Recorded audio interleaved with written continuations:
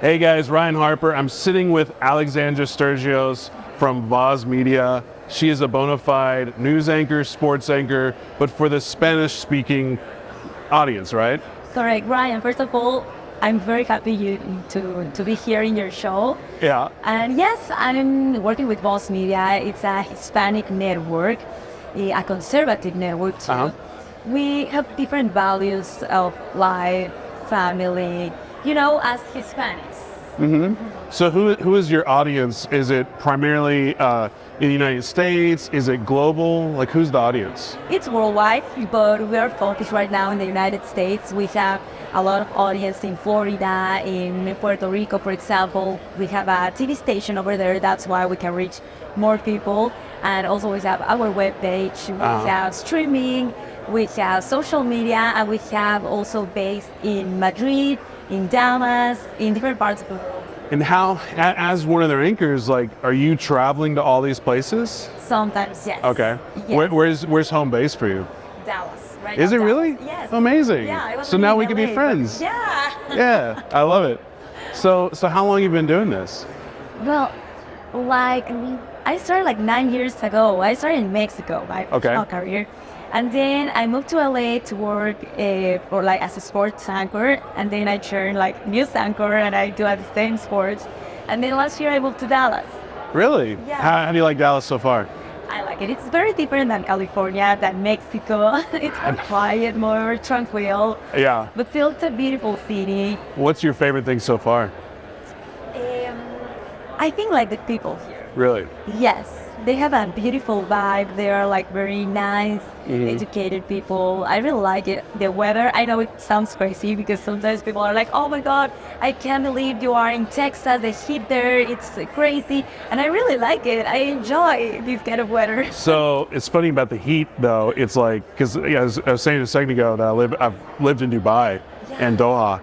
It gets hot here, but we do not know what real heat is. Wow, no, Middle East is a different level. Yeah. So you said you've been doing this for 9 years. Yes. What have you learned? Has it always been on the conservative side? Is it primarily news? Is it primarily sports? What is the experience in the past 9 years? Well, I've learned a lot of things. Not always in the conservative part. Me personally and myself, I'm conservative, but I've been working in different kind of media. I try to be very neutral when it comes to information. I don't like to take a side. It's just what I think it's the facts. I base on facts. Mm-hmm. So obviously it's a different experience when I'm covering sports and I'm covering news because it's totally a different world, Sports is more fun for me. I can be more myself. My personality goes out there. And news, obviously, I need to be more I don't know. I need to take care more of the information. I need to be more serious. Yeah. As I'm not that much. What I was going to ask you, how do you navigate?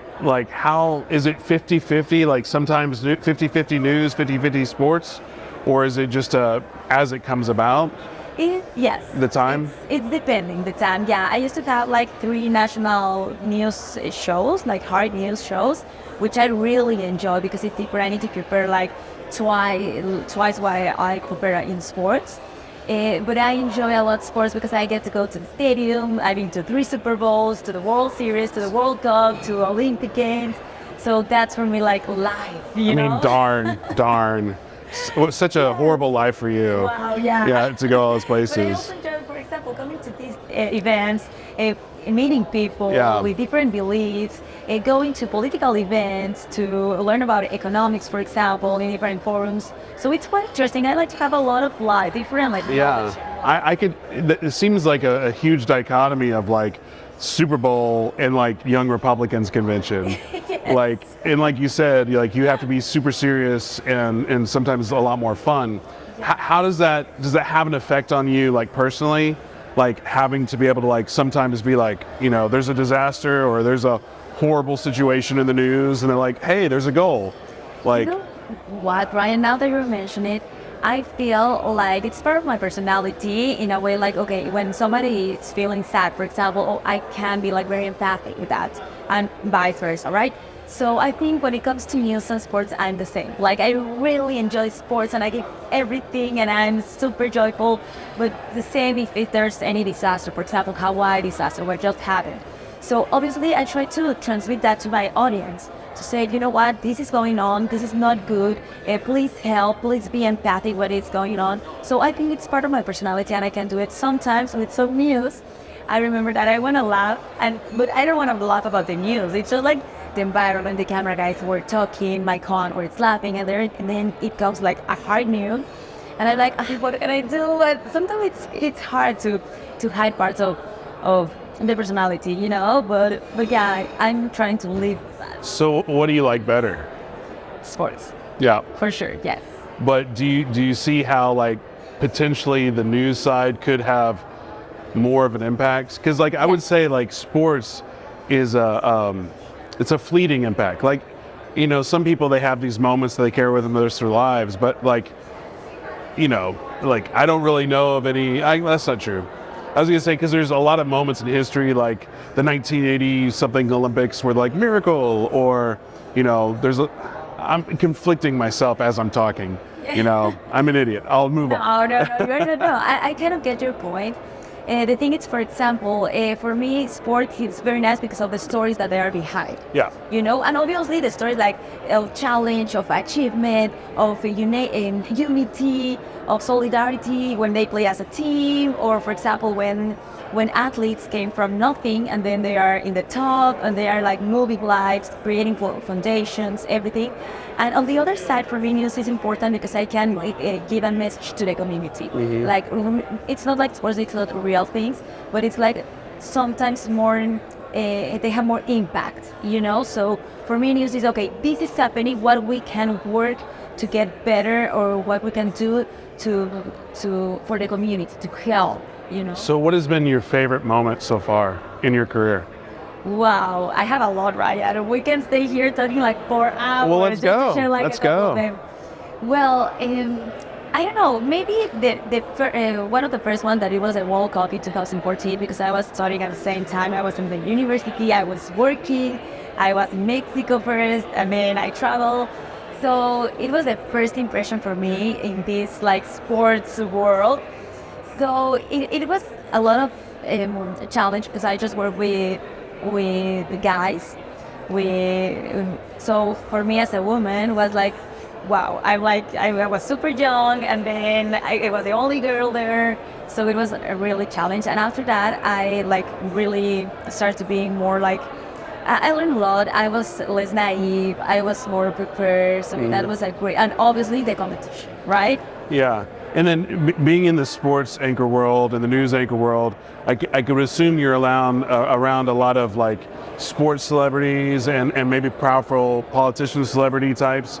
How do they treat you as like an anchor, like especially when you're like with like more English speaking celebrities?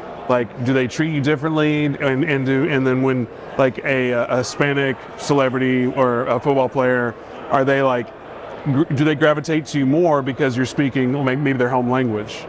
I think they do. Yeah, they always treat me with respect and vice versa. But I think they feel more like home, more comfortable when they speak your language or when I'm speaking Spanish, of course, right? When I speak Spanish, like, oh, okay, I want to ask you this, we can play, we can make a game. And in English, as you can tell. And now you're doing great. I have a strong accent. And then there's the things that I want to share. For example, the words in English are different in Spanish. So for example, if I want to say, oh, I love you guys, it's just one word. I can say, or maybe I adore you, or maybe, but it's not the same. In Spanish, we have like 100 words to say I love you. So that's just a word. So imagine with all the vocabulary. So I want to express myself, but I can't. So sometimes for me, it's hard, and they can notice. I think they can notice. But there's always respect, and I get along with both. What's the? Do you have any moments with like an audience or fans of you? Like, do you ever have like a celebrity moment where they're like, oh my God, Alexandra. Yes, like twice a year when I was working at Australia TV, we have like this autograph like sign. and we go and sign and take pictures with the fans, or at the stadium, for example. When I go and when I'm not on the field, and I need to go somewhere else, and I met people that are, oh, can I take a picture with you? And for me, I'm shy with these kind of things. I don't know what. Why? Like, I don't look shy. I'm like, yeah, for sure. Right. Yeah, woo, and I cheer and I shout, whatever. But inside of me, it's like, no, I'm not a celebrity. We're all the same, you know. It's the same like when I meet an artist. For me, it's, well, I'm working, we're the same, Right. whatever. You are doing your thing, I'm doing my thing. So I feel like that. Yeah, I think it's really cool when somebody's a celebrity, or they're a politician, or they're really rich or something. But ultimately, yes, they're just people. Yes, you know? exactly. And you need to treat them the same, no? Like, be proper, be good, be polite, be you, be yourself. Right? Yeah. So what does the next 5 years hold for you? I don't know. I hope like a lot of surprises, magic. I love to keep going in. I would love to keep going on sports, on news, learn different things. Now that I'm in Dallas, obviously I want to open my audience, my market. I want to travel as well to different events, to know different people, to, I don't know, to have more experience in my professional career. That's awesome. Well, thank you for sitting with me. I know this is your first You're right. American or English speaking. My first interview in English, Ryan. I can't believe. Thank you so Yeah. much for the opportunity. It was just a random, hey, why not? Let's have fun with it. Next time you interview me, I hope I speak better English. No, you're doing great. But well, thank you so much. Thank you so much, Ryan.